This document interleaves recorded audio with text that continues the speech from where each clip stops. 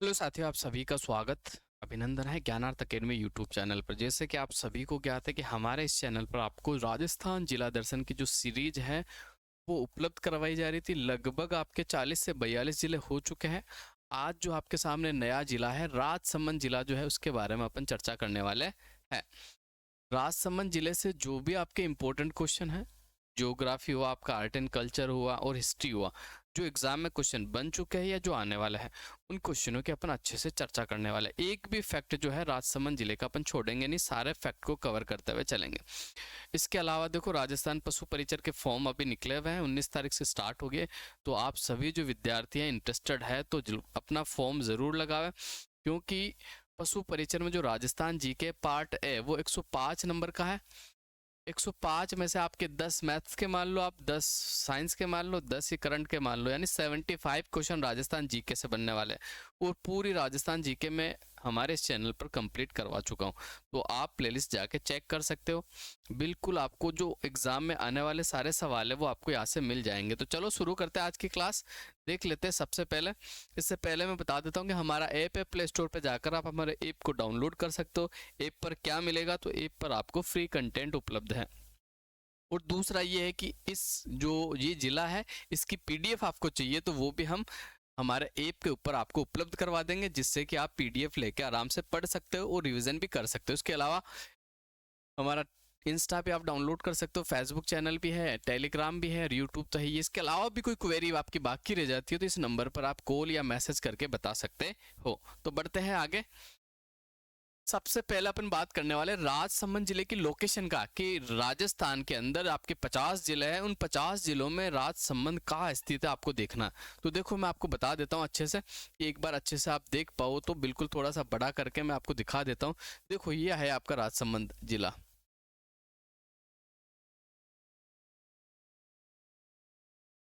अच्छे से आपको दिख रहा होगा, ये आपका राजसमंद जिला है।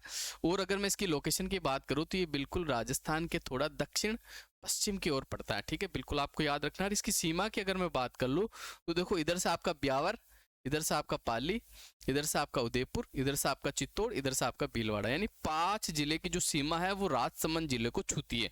बिल्कुल आपको याद रखना होगा। तो मैं एक बार लिख के बता देता हूँ आपका। दूसरा, ये किसी भी राज्य को नहीं छूता, अंतर्वर्ती जिला है राजसमंद, किसी भी राज्य से इसकी सीमा नहीं लगती, केवल राजस्थान के जिलों को ही छूता है। तो सबसे पहला जो जिला है आपका पाली, कौन सा जिला हो जाएगा आपका? पाली। पाली के बाद में बात करूँ तो आपका हो जाएगा कौन सा? उदयपुर।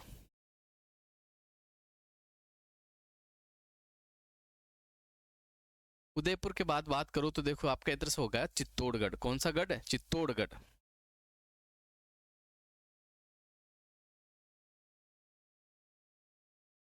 चित्तौड़गढ़ के बाद में बात करूँ तो इधर से आपका भीलवाड़ा और ये आपका ब्यावर, भीलवाड़ा और ब्यावर। ठीक है,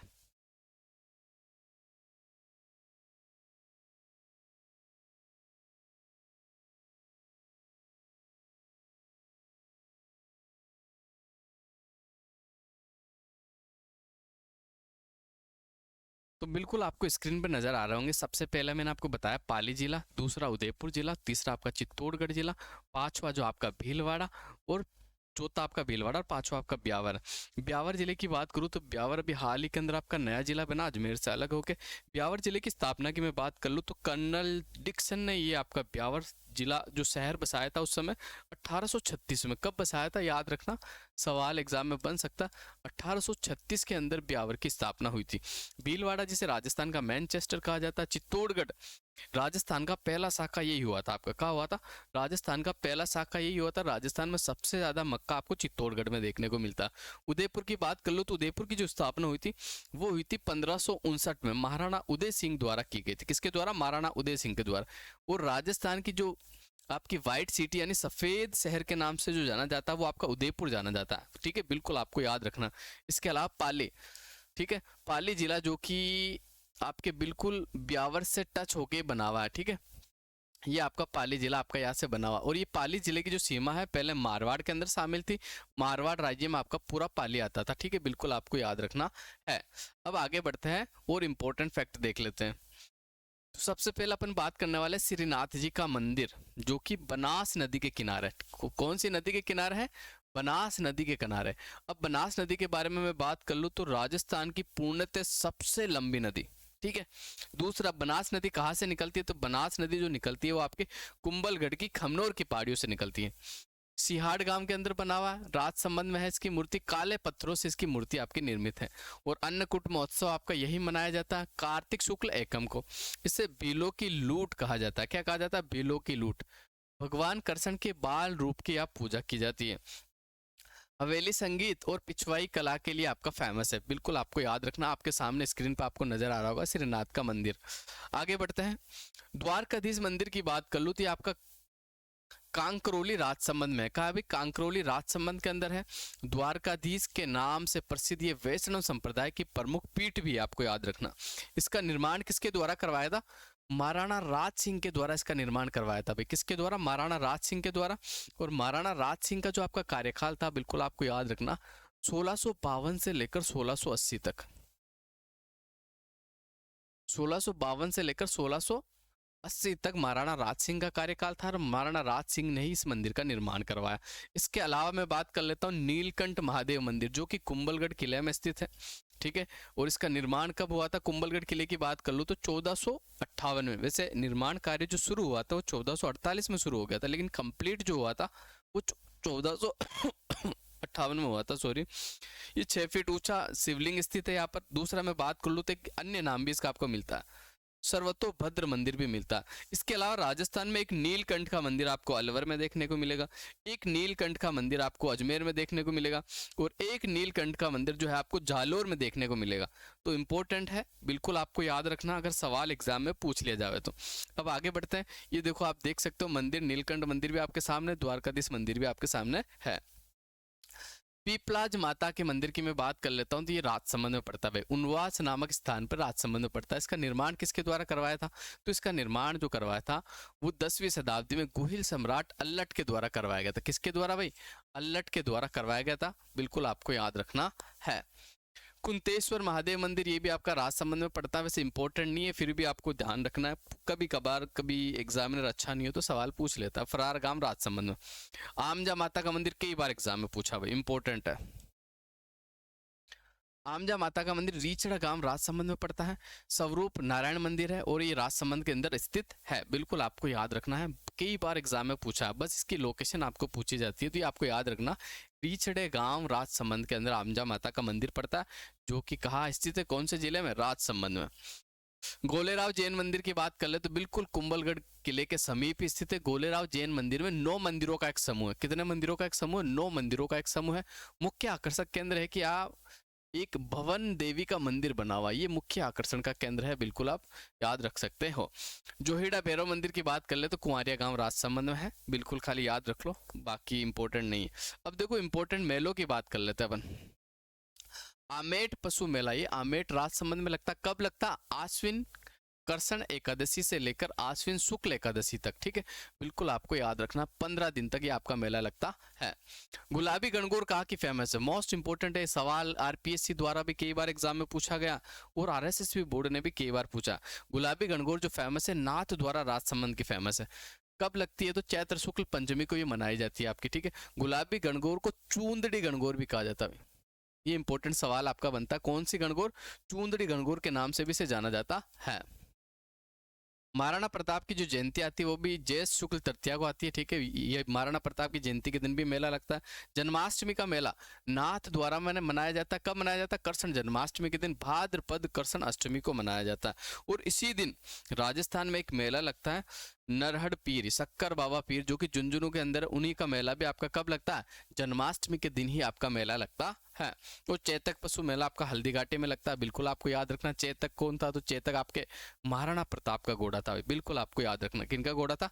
महाराणा प्रताप का घोड़ा। इनकी जो आपकी समाधि बनी है ना बलीचा ग्राम के अंदर बनी हुई, कौन से ग्राम में है? बलीचा ग्राम, बिल्कुल आपको याद रखना। इनकी समाधि बलीचा ग्राम है। और महाराणा प्रताप की जो 8 खंभों की छतरी है वो बारडोली के अंदर है। कहाँ स्थित है? बारडोली में। मोस्ट इंपोर्टेंट सवाल बन चुका, वापस से रिपीट हो सकता है। आगे बढ़ते हैं, नाथ द्वारा चित्रशैली की बात कर ले तो जो कि एक मेवाड़ की उपशैली, इसके बारे में अपन अच्छे से देख लेते हैं। शुरुआत महाराणा राज सिंह के काल के अंदर हुई थी। राज सिंह का काल में पहले से बता चुका हूँ, 1652 से 1680 तक था। इनके काल के अंदर ही नाथ द्वारी शैली का स्वर्ण काल भी माना जाता है। मेवाड़ शैली की उपशैली है और भगवान श्री कृष्ण की बाल लीलाओं का सर्वाधिक चित्रण इसी में हुआ है। ठीक है, बिल्कुल आपको याद रखना। एक देवगढ़ शैली है, ये भी आपकी मेवाड़ शैली की उपशैली है। इसके जो संस्थापक थे, किनके काल में स्टार्ट हुई थी, तो बिल्कुल आपको याद रखना है, द्वारिकादास चुंडावत। ठीक, कब स्थापित की गई थी ये शैली? 1680 के अंदर। यहाँ के जो रावत थे वो 16वें उमराव कहलाते थे, ये इंपॉर्टेंट है। देवगढ़ एक ठिकाना है जो कि उस समय मेवाड़ रियासत में शामिल था। ठीक है, और यहाँ के जो रावत थे ना, वो 16वें उमराव के नाम से जाने जाते थे। इसे प्रकाश में लाने के श्रेय की बात कर लो तो श्रीधर अंधारे या अंगारे को जाता है। बिल्कुल आपको याद रखना, ये सवाल एग्जाम में बना हुआ है। उरिया अजारा की ओवरी और मोती महल फेमस है। यहाँ पर आपके भित्ति चित्रण भी आपको मिल जाएगा। अजारों की जो हवेली बनी हुई है ना, वो आपके देवगढ़ में ही बनी हुई है। भौगोलिक रूप से अगर अपन थोड़ी सी राजसमंद जिले की चर्चा करते हैं तो सबसे पहले नदियों के बारे में देख लेते हैं। बनास नदी, खारी नदी, कोठारी नदी, गोमती नदी जो बहती है या राजसमंद से बहती है। कोठारी नदी की बात कर लो तो इनका उद्गम स्थल बड़ा इंपॉर्टेंट है, दिवेर की पहाड़ियों से निकलती है राजसमंद के अंदर। ठीक है, जबकि बनास नदी की मैं बात कर लूँ तो बनास नदी खमनोर की पहाड़ियाँ कुंभलगढ़ से निकलती है। इसी कोठारी नदी पर एक आपका बांध बना हुआ, मेजा बांध। कौन सा बांध बना हुआ? मेजा बांध। कहाँ बना हुआ? तो आपको याद रखना, भीलवाड़ा में बना हुआ। कहाँ बना हुआ? भीलवाड़ा के अंदर। कई बार एग्जाम में पूछा हुआ सवाल है, बड़ा इंपॉर्टेंट है। आगे बढ़ते खारी नदी की बात कर लेते हैं। ये बिजराल की पहाड़ियों से निकलती है। कहाँ से निकलती है? बिजराल की पहाड़ी से। देखो, कोठारी नदी का उद्गम स्थल आपका दिवेर की पहाड़ी है, बनास का खमनोर की पहाड़ी है, और खारी नदी जो निकलती है वो बिजराल की पहाड़ियों से निकलती है। कहाँ से निकलती है? बिजराल की पहाड़ियों से। और अगर मैं राजसमंद में मिट्टी की बात कर लूँ तो कच्छारी मिट्टी और लाल काली मिट्टियाँ पाई जाती है। और गिलूंड सभ्यता का जो संबंध है वो राजसमंद जिले से है। कौन सी नदी के ऊपर पनपी थी ये सभ्यता? तो बनास नदी के किनारे। कौन सी नदी के किनारे? बनास नदी के किनारे ये सभ्यता आपकी पनपी थी। अब देखो, बनास के बारे में कई बार आपका सवाल एग्जाम में बनता है। सवाल इस तरह से बनता है, एग्जामिनर थोड़ा सा हार्ड सवाल बनाता है कि भाई जल ग्रहण की दृष्टि से राजस्थान की सबसे बड़ी नदी कौन सी है? तो जल ग्रहण की दृष्टि से राजस्थान की सबसे बड़ी नदी जो है ना, वो है आपकी बनास। लेकिन आपको एक छोटी सी ट्रिक याद रखनी है, जिससे कि 4 नदी आपको याद हो जाएगी। और कभी भी अगर आपको आरोही और अवरोही क्रम पूछ लिया जाए तो आप अच्छे से उसका मिलान कर सकोगे। सबसे बड़ी नदी बनास, बनास के बाद लूनी, लूनी के बाद चंबल, चंबल के बाद माई। यानी जल ग्रहण की दृष्टि से सबसे बड़ी नदी चंबल है, चंबल के बाद लूनी है, लूनी के बाद मैं बात करूँ तो बनास है, बनास के बाद लूनी है, लूनी के बाद चंबल, चंबल के बाद माई। ये तो छोटी सी ट्रिक आप याद रखना, इससे आपको ये जल ग्रहण की दृष्टि से जो राजस्थान की बड़ी नदियां हैं उनके बारे में आपको आसानी से याद रह जाएगा। राजसमंद झील की बात करूँ तो इसका निर्माण राज सिंह ने करवाया था। किसने करवाया था? राज सिंह ने करवाया था 1662 के आसपास। एक आपकी जयसमंद झील है, वो जो कि कहाँ पड़ती है? तो वो पहले आपके उदयपुर जिले में थी, लेकिन उदयपुर से जब सलुम्बुर जिला आपका अभी हाल ही में अलग हुआ तो उसमें शामिल हो गई। और राजस्थान की सबसे बड़ी कृत्रिम झील है और भारत की दूसरी सबसे बड़ी कृत्रिम झील है। भारत की पहली कौन सी है? तो गोविंद सागर है। उसके बाद दूसरी सबसे बड़ी झील है आपकी जयसमंद झील। लेकिन यहाँ जो चर्चा हो रही है आपकी राजसमंद झील के बारे में हो रही है। यह संगमरमर से निर्मित 25 शिलालेख बने हुए हैं और यह एक प्रशस्ति है जिसे राज प्रशस्ति के नाम से जाना जाता है। इसकी लंबाई की बात कर लो तो 999 फीट है। अभी कितनी है? 999 फीट। और संस्कृत भाषा में कुल 1917 श्लोक यहाँ लिखे हुए हैं। कितने श्लोक लिखे हुए हैं? 1917 श्लोक। इसी झील में गोमती नदी का पानी आता है। इंपॉर्टेंट है, कौन सी नदी का पानी आता? तो गोमती नदी का पानी आता आपके राजसमंद झील में। राजसमंद झील आप यहाँ देख सकते हो अच्छे से, ये आपकी राजसमंद झील है, ये शिलाएं हैं। ठीक है, अच्छे से आप देख सकते हो एग्जाम में की दृष्टि से बड़ा ही इंपॉर्टेंट है। वन्य जीवों की बात कर ले तो देखो, कुंभलगढ़ वन्य जीव अभ्यारण्य आपका राजसमंद में पड़ता है। भेड़ियों की प्रजनन स्थलीय अभ्यारण्य का दर्जा कब दिया गया? 1971 में दिया गया। ठीक है, और सिंचाई परियोजना यही है आपकी कौन कौन सी है? तो राजसमंद में सबसे पहले नंद संबंध सिंचाई परियोजना का संबंध आपका राजसमंद से है, और एक राजसमंद सिंचाई परियोजना। और बांधों की बात कर लो तो कुंडली बांध, चंद्रभागा बांध और एक बगेरी नाका की जो परियोजना, इसका संबंध भी आपका खास है राजसमंद जिले से है। बिल्कुल आपको याद रखना है। हल्दी घाटी की बात कर ले, जो कि आपके हल्दी घाटी युद्ध के लिए बहुत ही महत्वपूर्ण स्थान है। बार बार यहाँ से सवाल भी पूछा जाता है, हल्दी घाटी का युद्ध कब हुआ था? तो हल्दी घाटी का युद्ध आपके सामने आने वाला है। हल्दी घाटी राजसमंद जिले के नाथ द्वारा तहसील में पड़ती है। कौन से तहसील में पड़ती है? नाथ द्वारा तहसील में। बलीचा गांव के पास स्थित है। कौन से गांव में? बलीचा। और देखो हल्दी घाटी का जो युद्ध हुआ था ना आपका 18 जून 1576 को हुआ था। कब हुआ था भाई? 18 जून 1576 को। इसकी दो तिथियां आपके सामने आती है, देखो मैं आपको बता देता हूँ। कुछ विद्वान आपको 21 जून भी बताएंगे, 21 जून 1576, और एक आपका हो जाएगा 18 जून 1576। ये दोनों ही तिथि आपकी बिल्कुल सही है, इसमें कोई भी कंफ्यूजन नहीं है। एग्जाम में दोनों तिथि आपको एक साथ नहीं मिलेगी, अगर एक साथ मिलती है तो क्वेश्चन आपका डिलीट हो जाएगा, और दोनों में से कोई एक मिलती है तो दोनों में से कोई एक ही आपकी सही होगी। ये दोनों तिथियां मानी जाती हैं। आगे बढ़ते हैं। युद्ध का वर्णन बदायूनी ने अपने ग्रंथ मुंतखब उल तवारीख में किया। भाई कौन सी ग्रंथ में किया, ये सवाल पूछा जा सकता है, ठीक है। तो मुंतखब उत तवारीख के अंदर इस युद्ध का, यानी कौन से युद्ध का, हल्दी घाटी युद्ध का वर्णन किया, किसने किया? तो मुस्लिम इतिहासकार थे बदायूनी।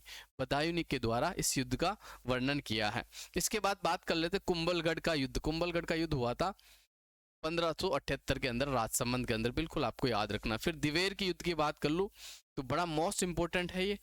1582 में राजसमंद में हुआ था, जिसे मेवाड़ का मैराथन कहा था। किसने कहा था? कर्नल जेम्स टोड ने कहा था, बिल्कुल आपको याद रखना। यही से महाराणा प्रताप ने वापस विजय का क्रम चालू हुआ था। यही से फिर वो जाकर चावंड में अपनी नई राजधानी बनाते हैं, ठीक है। फिर चावंड में 1597 तक आपके चावंड राजधानी रहती है। 1597 में आपका महाराणा प्रताप का स्वर्गवास हो जाता है। रूपनगढ़ छापर युद्ध की बात कर लेते हैं। 14 अगस्त 1858 को तात्या टोपा और अंग्रेजी सेना के मध्य हुआ था। आगे बढ़ते हैं। बलीचा ग्राम में आपको बता ही चुका हूं कि महाराणा प्रताप का जो घोड़ा था ना, घोड़े की जो छतरी बनी हुई वो बलीचा ग्राम में बनी हुई। बलीचा ग्राम आपका राजसमंद में। काफी स्टूडेंट और आपके कैंडिडेट कंफ्यूज रहते हैं कि उदयपुर में है या राजसमंद में है बलीचा ग्राम। तो बलीचा ग्राम आपका राजसमंद में ही पड़ता है। कुंभलगढ़ दुर्ग की बात कर ले तो महाराणा कुंभा ने अपनी पत्नी कुंभल देवी की स्मृति में इसका निर्माण करवाया था, ठीक है, बिल्कुल आपको याद रखना। संकटकालीन राजधानी रही। जो आपके मेवाड़ के जो महाराणा है ना, उनकी संकटकालीन राजधानी, जब भी उन पर संकट आता था तो वो यहाँ पर शरण लेते थे। 21 जून 2013 को इसको यूनेस्को की विश्व धरोहर सूची में शामिल कर लिया गया है। इसके साथ साथ राजस्थान के 5 किलों को और शामिल किया गया। तो उसको छोटी सी ट्रिक बता देता हूँ जिससे आपको याद रखना है। वैसे आप सभी को पता भी होगी। गाजर, चीकू, आम। तो ये एक जिला तो कुंभलगढ़ है, दूसरे 5 जिले और शामिल है। तो एक आपका गागरोन, जैसलमेर, रणथंभौर, चित्तौड़गढ़, कुंभलगढ़ और आमेर, ये 6 जिलों को 21 जून 2013 को यूनेस्को की विश्व धरोहर सूची में शामिल किया गया है। राजस्थान के 6 पहाड़ी किले हैं, ठीक है। इसके अलावा अगर मैं बात कर लूँ विश्व धरोहर सूची में राजस्थान की कौन कौन सी साइट शामिल है, तो सबसे पहला आपको याद रखना केवलादेव राष्ट्रीय उद्यान 1985 में हुआ था। फिर आपका जंतर मंतर 2010 के अंदर हुआ था। फिर पहाड़ी किला आ गया आपके 2013 के अंदर। फिर मैं बात कर लेता हूँ 2019 में जयपुर का जो परकोटा है उसे भी विश्व यूनेस्को की सूची के अंदर शामिल कर लिया गया है। आगे बढ़ते हैं और इम्पोर्टेंट फैक्ट देख लेते हैं। कुंभलगढ़ किला। कुंभलगढ़ किले का निर्माण देखो स्टार्ट कब हुआ था? 1448 में। कंप्लीट कब हुआ था? 1458 में, यानी 10 साल लगे थे इसे बनने में, आपको याद रखना। इसका जो मुख्य शिल्पी है ना, कई बार एग्जाम में पूछा गया भाई, आरएसएसबी बोर्ड का तो फेवरेट क्वेश्चन है कि भाई कुंभलगढ़ किले का शिल्पी कौन है या वास्तुकार कौन है, तो आपको याद रखना मंडन है। कौन है भाई? मंडन। दुर्ग को मेवाड़ और मारवाड़ की सीमा का प्रहरी कहा जाता है, और मारवाड़ की छाती पर खींची हुई तलवार भी कहते हैं। ये उपनाम है इस दुर्ग के। एक तो आपको मेवाड़ मारवाड़ का सीमा का प्रहरी, दूसरा मारवाड़ की छाती पर खींची हुई तलवार भी किसे कहा जाता है? कुंभलगढ़ किले को कहा जाता है। अबुल फजल ने इस दुर्ग के बारे में कहा कि इस दुर्ग को नीचे से ऊपर देखने पर सिर की पगड़ी गिर जाती है। ऐसा क्यों कहा था? क्योंकि ये पहाड़ी पे बना हुआ और बहुत ऊंचाई पे बना हुआ, इस तरह से देखने पर अगर कोई पगड़ी सिर पे होती है तो वो नीचे गिर जाती है। ये कथन एग्जाम में पूछा हुआ कि किसका कथन है? अबुल फैजल का कथन है, बिल्कुल आपको याद रखना है। इस दुर्ग में 36 किलोमीटर लंबे परकोटे से घिरा हुआ भी। कितने? 36 किलोमीटर लंबे परकोटे से घिरा हुआ है, ठीक है, बिल्कुल आपको याद रखना है। राजस्थान में जो ये कुंभलगढ़ किला है इसे भारत की दीवार के नाम से भी जाना जाता है, ठीक है, क्योंकि इसकी दीवार की जो मोटाई यानी कि 4 घोड़े एक साथ दौड़ सकते हैं। कितने घोड़े? 4 घोड़े एक साथ दौड़ सकते हैं। लंबाई की बात करूँ तो 36 किलोमीटर लंबा है इसकी दीवार है।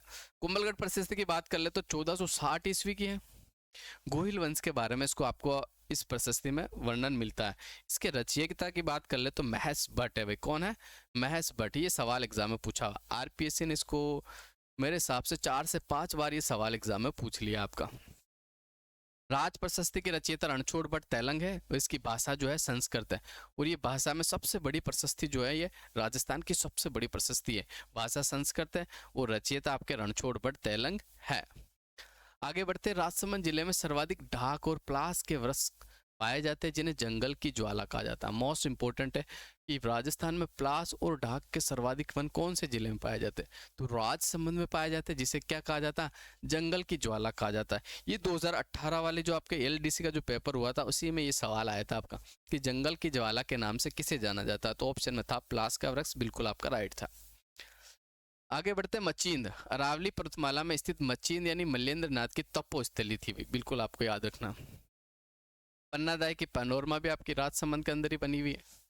और कमेरी राजसमंद जो कि एक पर्यटक स्थल है वो भी आपको राजसमंद में मिलेगा। और महाराणा राज सिंह की पैनोरमा का जो संबंध है वो भी आपके राजसमंद में, ठीक है।